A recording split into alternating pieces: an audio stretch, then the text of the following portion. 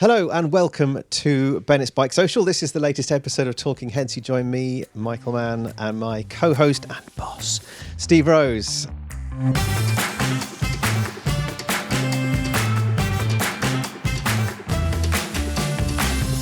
Joining us in the studio today, we have Simon Blatchley OBE, who is not only the Deputy Chief Constable from Derbyshire Constabulary, but you're also the lead of the NPCC, aren't you, Simon? Yeah, that's right. Thank you for speaking to me today. Yes, National Police Chiefs Council, NPCC. So I'm the national lead for motorcycles as it affects policing. That includes things like BikeSafe. Yes, and that's the reason why we're here, aren't we, really, Yes. to talk a lot about BikeSafe, to get into the under the hood, I don't know if that's the right expression, under the fairing of BikeSafe and why it's important and why it's why we should all know about it and do something about it. Simon, thank you, first of all, for your time and for coming here today. Can we find out a little bit more about you and your background as a motorcyclist? When did you pass your tests? How long have you been riding for? What's your favourite bike? Passed my tests way back in 1984. I actually rode my first bike when I was about 14 on a family holiday, riding a scramble across a farmer's field. So I did my test early and basically had motorcycles most of my life. The first road bike was a Honda SS50, 5 gear and a front disc brake. Really sort of proud of that at the age of sort of 16, 17, and then gradually moved on through. You remember those, Steve? Yeah. I never had one of those. I had a Simpson SS50, which was the East German budget version. But we all start in the same way, don't we? We're all not quite road legal age when we're riding a bike on not the road. Yeah. I remember mine was a ST70 monkey. Well, my old man called it a monkey bike, but it wasn't quite a monkey bike. But it had a little fold down handlebars and a 3-speed sequential box, no clutch. I just remember whipping around the garden on that. Anyway, not about me. And what do you ride currently? Currently, I've got a Triumph 1200 Explorer XCA. Very comfortable. I had it for 3 years now. Is it a work bike?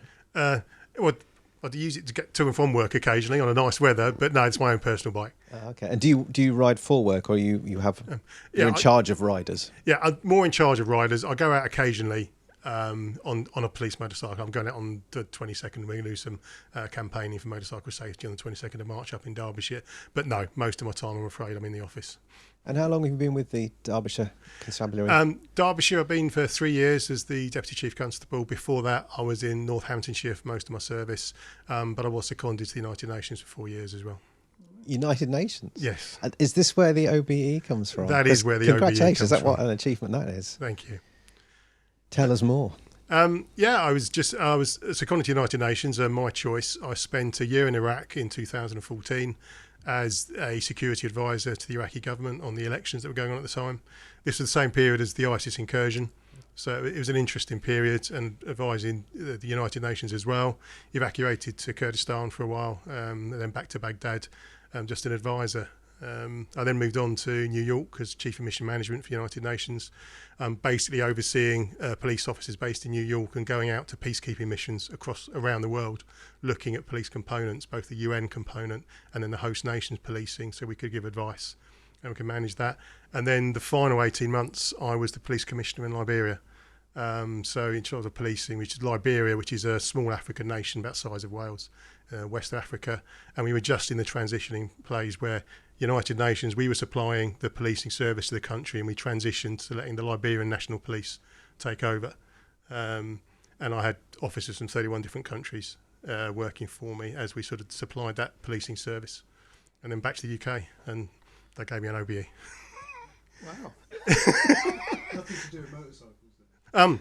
Motorcycles, no. But interestingly, in Africa, Monrovia, absolutely full of motorcycles. The main form of transport in a lot of African nations, both Central African Republic, where I was, and also Liberia, is the motorcycle. And you see them 2, 3, 4 up everywhere you go. Fascinating. I feel like I've underachieved. I need to pull my finger out a bit and do so. Yeah, what a story. Yeah, and now BikeSafe.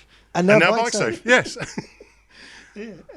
And what was interesting, we were talking earlier, you said that actually, so you have a lot of responsibility for police motorcycling. But, Yes.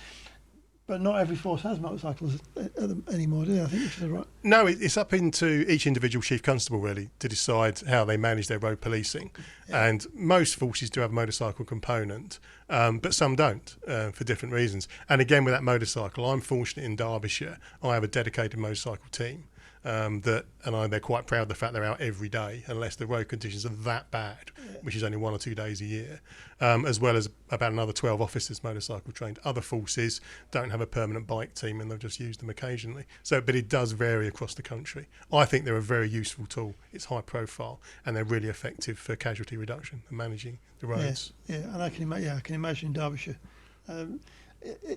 It helps to have them on the ground as well, doesn't it? I think it does. I mean, as you know, we're a bit of a magnet for motorcycles, which is great for the local industry and tourism. Unfortunately, a lot of the accidents and the casualties we have in Derbyshire don't come from the county because people come into the county to use our excellent roads, and it's just trying to keep people safe. Yeah. So it's useful to have that high policing motorcycle presence, and we do try and engage as much as we can. You know, places like Matlock Bath, for instance, if you've ever been on a Sunday, it's just heaving with motorcycles, which is great, and it's just trying to engage and keep people safe. Yeah. What?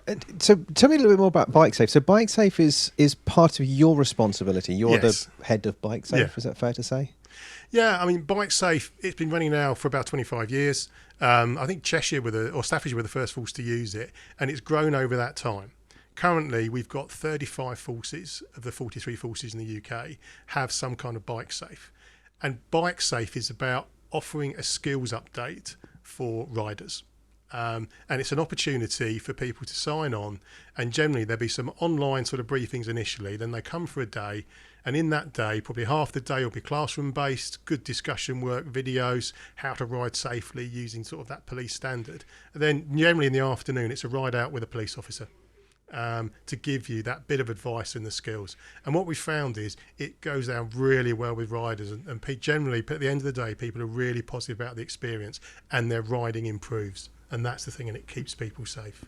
That's the key, isn't it? And I think one of the things I remember from when I've done BikeSafe is when you talk about the classroom session, to some people that might sound scary, but actually it's more of a conversation, isn't it? It's a really interesting, enjoyable experience. Yeah, that's fair. It's trying the police officers try and make it as informal as possible, and that sort of discussion, it breaks the ice. People feel more relaxed, and hopefully people can have some honest conversations about their riding, or if they just want advice on how they should position themselves or something, and it does break the ice. So yeah, less of a classroom session, is more of that conversation, a bit like we're having now, rather than a sort of death by PowerPoint.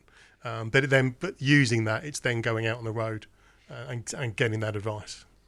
Is it the same sort of syllabus through all of those 35 police forces? Yes, we've got a basic syllabus throughout the 35 forces, and we are reproducing now the videos and the advice. So there is some consistency across the country as about how BikeSafe is delivered. It's also delivered in Ireland as well. The Garda there did a huge amount of BikeSafe last year. So we're seeking that consistency, but there's enough fluidity in it to let each individual force manage their own sort of roads. And for instance, in Derbyshire, obviously we've got the Peak District can manage there. If it's a more metropolitan force, they'll focus more on those urban riding skills. So there is flexibility, but what we're trying to do is make sure there's a consistency. Wherever a member of the public wants to do BikeSafe, they'll get more or less the same lesson and the same plan wherever they go. So it's post-test training, isn't it, ultimately? Yeah, it's post-test training. It's it was post-test skills update. Right. It is what we're trying to say. And those people that just want to have that check of their skills, they may be interested in going on to further training. So, you know, some people then, once they've been with BikeSafe, they might choose to go to IAM or ROSPA or any other training that's available out there, which is all good if we can signpost people on. But it's really trying to get that skills update for people, just to sort of remind them how to ride safely and improve their skills. It's not supposed to be a detention. It's not there to punish people. It's genuinely there so people can come and enjoy and update their skills.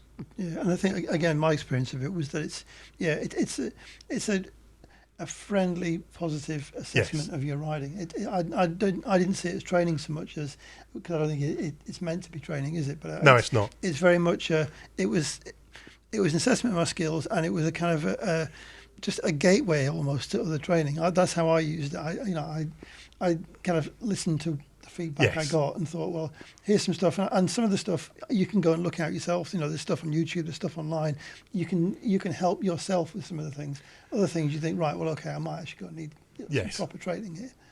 Yeah, no, it's positive. I mean, I did it again myself when I transferred to Derbyshire, and it was interesting going out just as a member of the public. The trainers knew who I was, but the members of the public didn't. And actually sort of sitting in the classroom, having those discussions, watching people relax, and the enjoyment of the day, and then the feedback at the end of the day, and the positivity that was coming, and everybody felt they'd learnt something.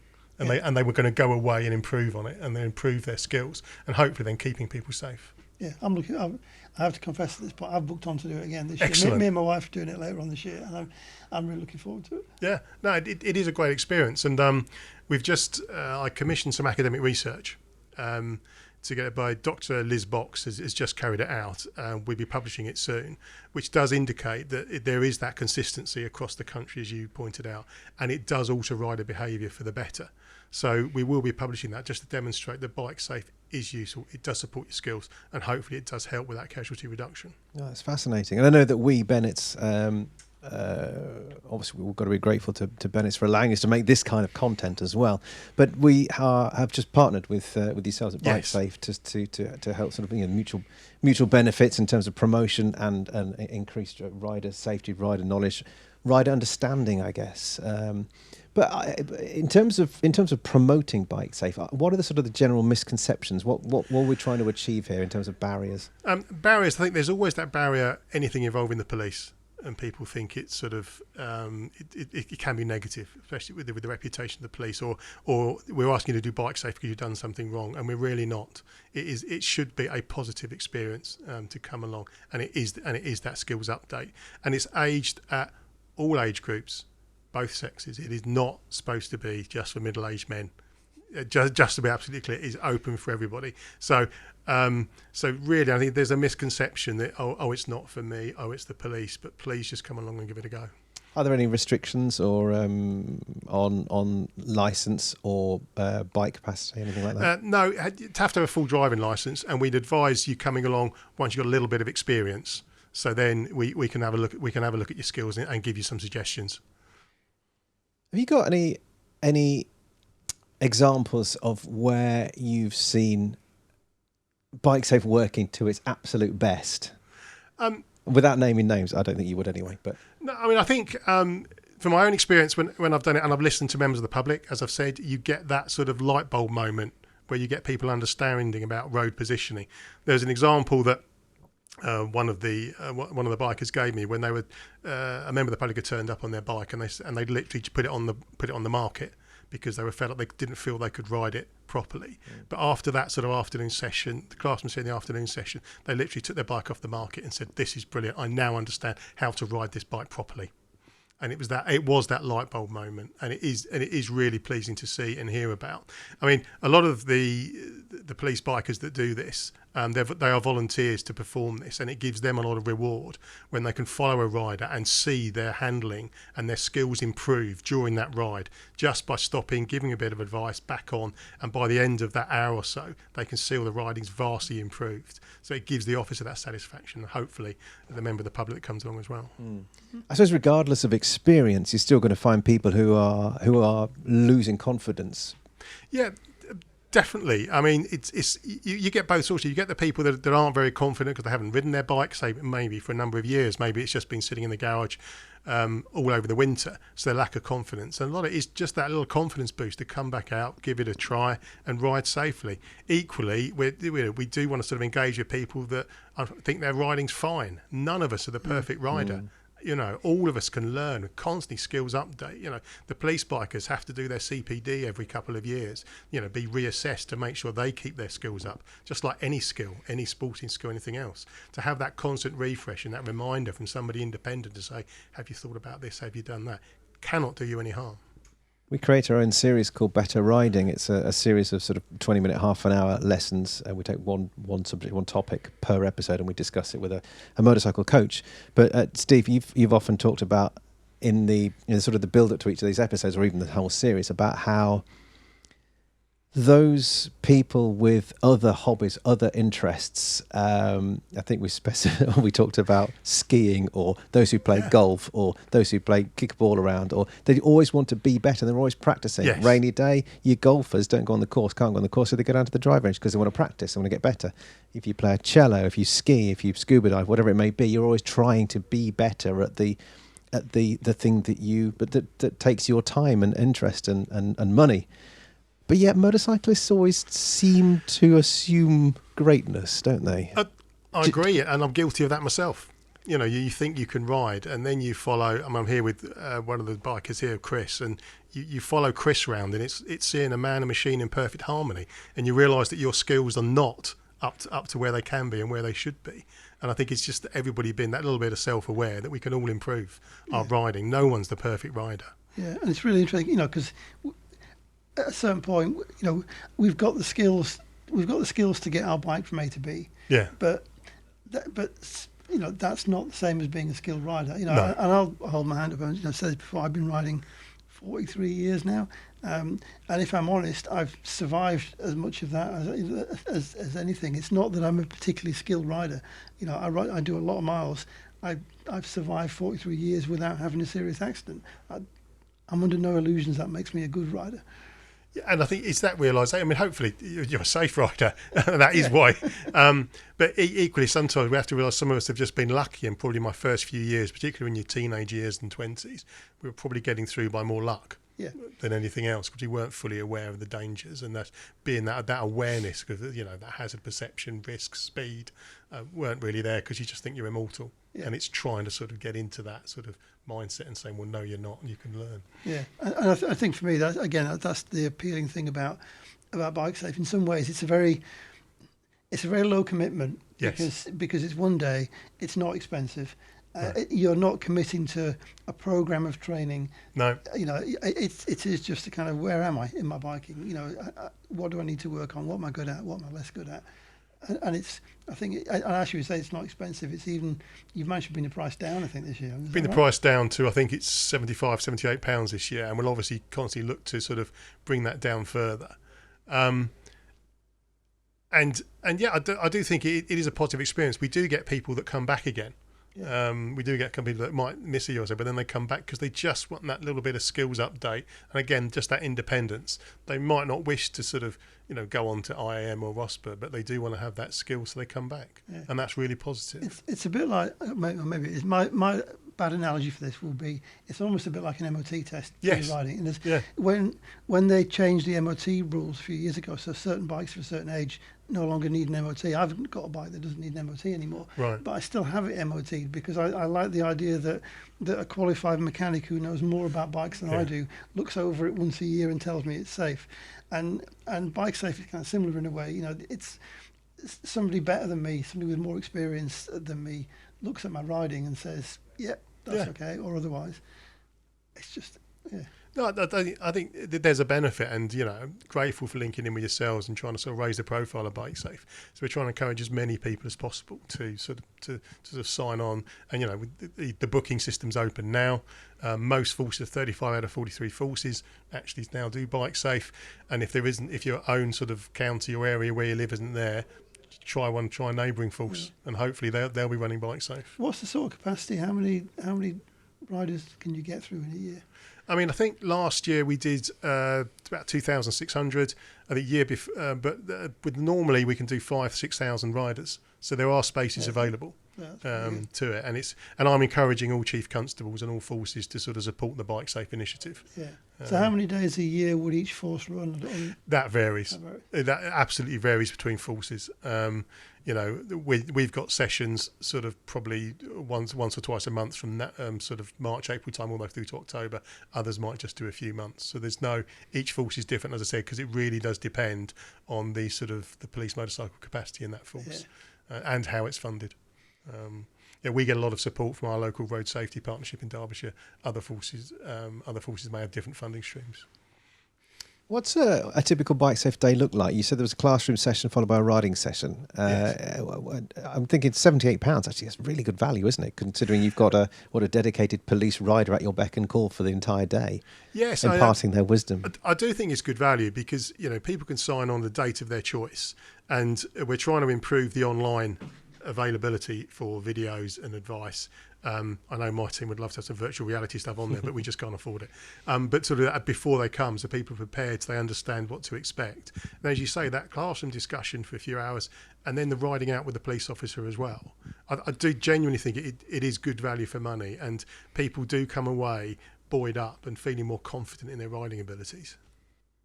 Of course, those who do sign up for a BikeSafe course this year get 3 months free BikeSocial membership as well.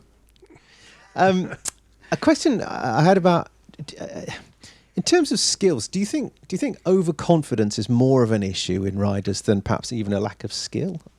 Is that too broad of a question, perhaps? I think it can be one of the issues that affects, and I think probably what I was saying earlier, I think my general being 18, you can be overconfident in your ability, or overconfident in your ability and your bike's ability as well.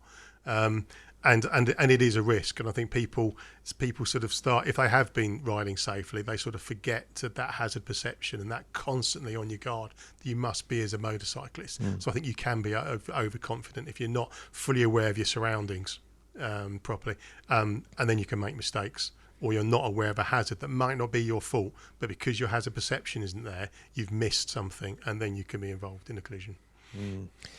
And over the years, since BikeSafe's 25, 26 years old now, and bikes have changed, riding culture has changed, even road conditions have changed. And does BikeSafe, has BikeSafe evolved as its sort of mission evolved as the I think the basic mission remains the same, to sort of that skills update and keeping riders safe as we possibly can. I think you'd say the bikes have changed dramatically and the features on them, but I think the basic skills you need as a rider haven't really changed over time. Some roads have got better, some roads have got far worse, and again, it's your hazard perception, be it potholes or anything else. You need to be aware of your riding conditions and ride accordingly. So I think bikes have changed, but the basic sort of motorcycle manual system of motorcycle control, that hasn't changed, and it does keep people safe. Yeah, we're all still fairly vulnerable, aren't we? Yes. Despite all of the riding aids and advancements in these things. It's very smart, this, by the way. You mentioned your colleague Chris earlier on. We should give him a bit of a shout out for riding this over and parking it here in the studio today. Yeah, and then cleaning at least that side of it. Yeah, just half. Yeah. No, I mean, and again, this is like yourself, Ducati are a great supporter of a BikeSafe. We find this bike we use when we things like Motorcycle Live in November, and when we're at places like Silverstone or Donington, it does attract riders to come and have a look at it. It's quite a good tool to actually sort of get people and get them in conversation, and then ideally get them signed up for BikeSafe. So it is a really good tool, and it is generous of Ducati to let us have it. Sure, but so it works as a promotional tool. It's not. There's not one on every force, is there? No, unfortunately, I think every force would love one. Yeah. But no, it's just the one. Just the one that you might see it around the country, because it tends to travel around the country. Wherever there's a motorcycle event, whichever force is hosting that event will generally ask for the Ducati to be there as well, to act as a bit of a magnet. It's interesting as well, because I think a lot of riders' perception of the police has changed, and I think, I certainly from my own experience, if I think back 25, 30 years ago when I was a different kind of rider, you would see a traffic policeman more often, and when you did see them, it was often because you'd seen them in your mirrors first and you'd done something wrong, and things were about to get awkward. Now, sadly, you don't see them as often. You very rarely see a police officer on a motorbike. You very rarely see one in a car, even when you're out in the countryside, because I guess there's so many more cameras and things that do the jobs that police officers used to do. So maybe, I think because of that, when you do see one, when you do encounter one, it's more because you're probably about to have a different kind of conversation. I think we often see as many police officers at shows and events talking about things like BikeSafe as we do actually having our collar felt. Yeah, and I think that's a deliberate act by most police forces to have that positive engagement. As it's try and get into those biker communities early and try, with deliberate act to sort of try and be that more positive there. Yeah. Hence, as I say, when we get, because Derbyshire is a popular place, we'll try and put those marked motorcycles out and actually stop and chat to bikers, not just pull them over. Actually engage in conversations and obviously push BikeSafe whenever we do. But it is now that deliberate engagement. But I found personally, when I have been out on a police bike, I found generally the public are more willing to engage with me if I'm on a motorbike than if I was sitting in a marked car. Literally sitting at a roundabout and someone will wind a window down and go, "Oh, hello," and you're not expecting that. Whereas you don't get that generally in a car. So it is interesting, the public perception of a police motorcyclist. Yeah. Have you seen? We talked about road conditions and we talked about the advancement in bikes, but over the years, have you seen, or have any of your instructors, do they talk about the standards of riding improving or getting worse or staying the same? I think more or less it's about the same really, and I think you probably all get really annoyed when we see some appalling riding when we're out and about, and you see some bikers, say if I'm out in my own personal car and in Derbyshire, and they're going over the double white lines around a blind bend, and you think, what are you doing?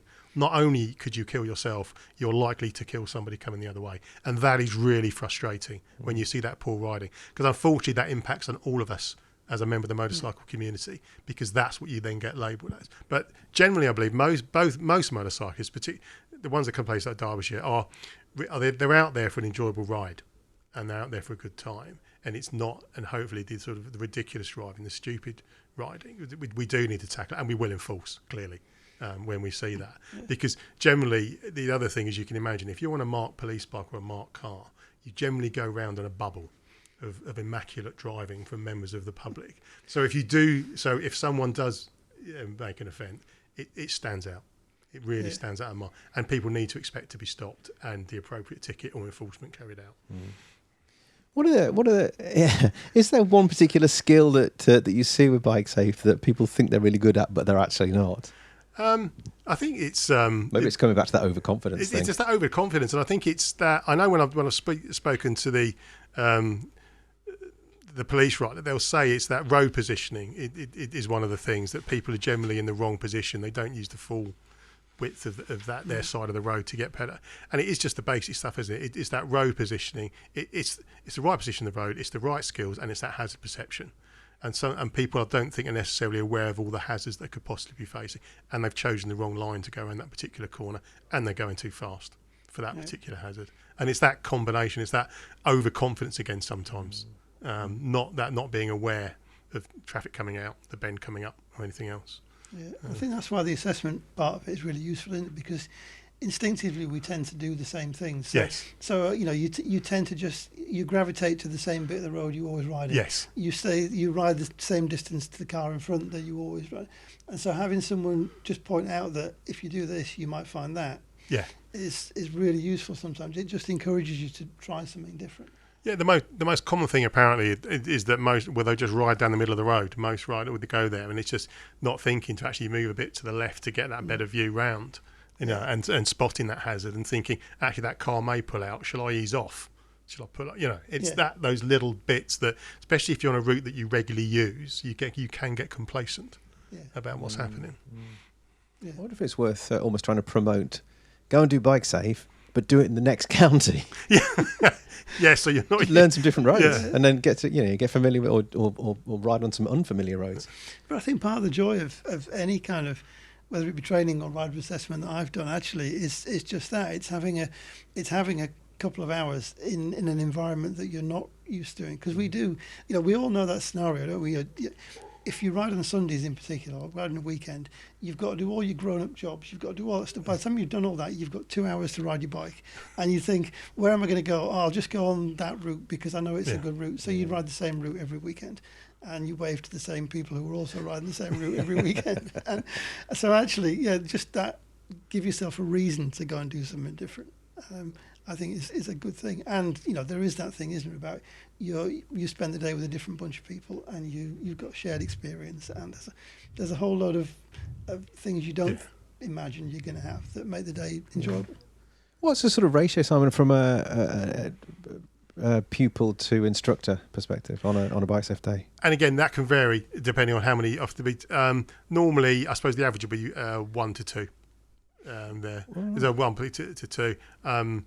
Sometimes it'd be 1 to 1. Sometimes you might have to go to a group of 3. But generally, we try and keep the ratios quite small in order that people get the maximum experience of it and get that advice. Great. So it's almost personalised what it is. Where possible. That's what we endeavour to do, make it that personal experience for people. Because a great big long convoy probably doesn't help. No, not at all. It's also, to be honest, it's say when we do BikeSafe in Derbyshire, it's great going out on some of the roads because people then see police bikes out as well. And it's, people can see us out and about as well. Do you see? It's no secret that the average age of the UK motorcycle is sort of 54ish, isn't it? Mid-50s. Do you see a different approach to risk from different generations? So younger generations, let's say you've got a bunch of 25 to 30-year-olds. I think yes, you do see that different approach to risk. Definitely, there's obviously an issue at the moment with sort of the cost of bikes, insurance, and all the rest of it. So I don't think you get as many young riders as say when I was riding in my teens and 20s.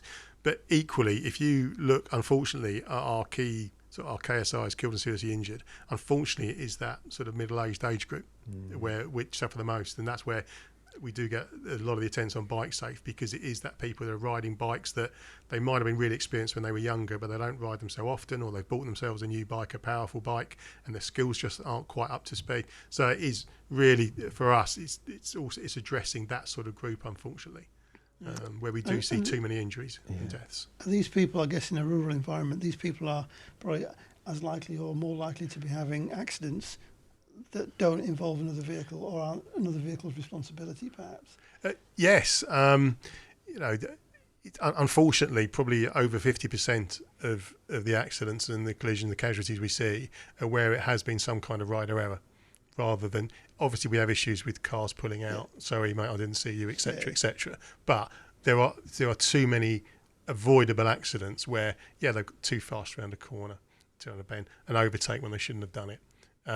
Etc. And it's that sort of, so it is that rider behaviour, that skills aware that we're trying to address, just to keep people safe. Yeah, and often it's a false perception of I'm riding quickly, isn't it? Because there's a difference between being a good rider and being a fast rider. Going fast in that situation doesn't necessarily make you a fast rider, even if that's your objective.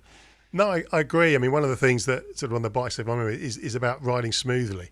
That sort of, I suppose, like anything, if you can sort of go through a series of bends and it's all absolutely smooth and you've chosen the perfect line, that's as much satisfaction as sort of going too fast. All the rest of it. And then the speed within the speed limits can come once you're safely. But the main thing is that smoothness. If you're having to suddenly brake and all, that's not safe riding.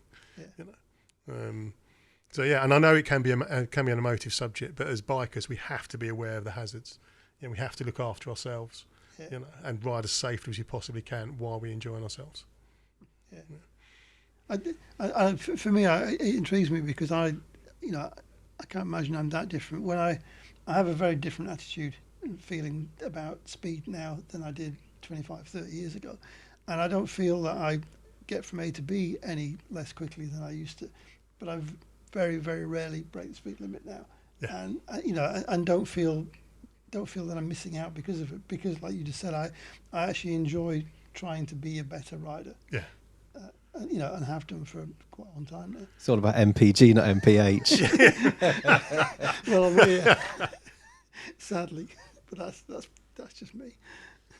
Simon, where do you see the next sort of 5 years for BikeSafe? What are the challenges? What are the opportunities? Are you perhaps developing, I don't know, an advanced course or a secondary version of it? I don't know.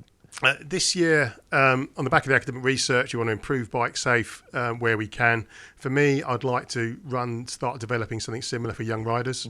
To go, because there is a gap there, I think, but it's a difficult sort of demographic to get into, because of sometimes you get the resentment against the police. So whatever we can do with engage with those young riders and keep them safe would be good. There's always challenges financially for things like BikeSafe, because you're totally dependent on individual forces having the funds to fund the sort of the pay for the police motorcyclists to sort of engage with it. So that will always be a challenge riding forward. But I just want to sort of grow BikeSafe, get it that consistency across the country and get more and more people to attend the courses talking about it going forward, and just to keep improving that package that we're offering the public. Fantastic. Steve, anything else to add, ask, ponder? No, I don't think so. It's been fascinating. Enjoyed it. Get out there and do it. Do your bike. I'm going to get signed up. I've not done it, I know. I've deliberately waited until the very last minute to highly mention recommended that. it, and please come to Derbyshire. Yeah, well, we do a lot of filming at Superbike Factory, so at Donington Park. So maybe we'll tie it all in together. Yeah, I did it a long time ago. Now I'm trying to think when it was. Must have been more than 10 years ago, I think. And so I'm booked in this year to do it again. I'm really kind of looking forward to it. Yeah, no, please. No, Good. definitely come and do it. Well, thanks for coming in. Thanks been a pleasure. for sharing your knowledge. And we look forward to working with you for the rest of the year and hopefully beyond. No, thanks very much for the support. All right, sir. Thank you. Thank you very much for joining us, and we welcome your comments. And if you want us to pass anything on to Simon or any of his instructors, then feel free to let us know in the YouTube bit below. And until next time, thank you.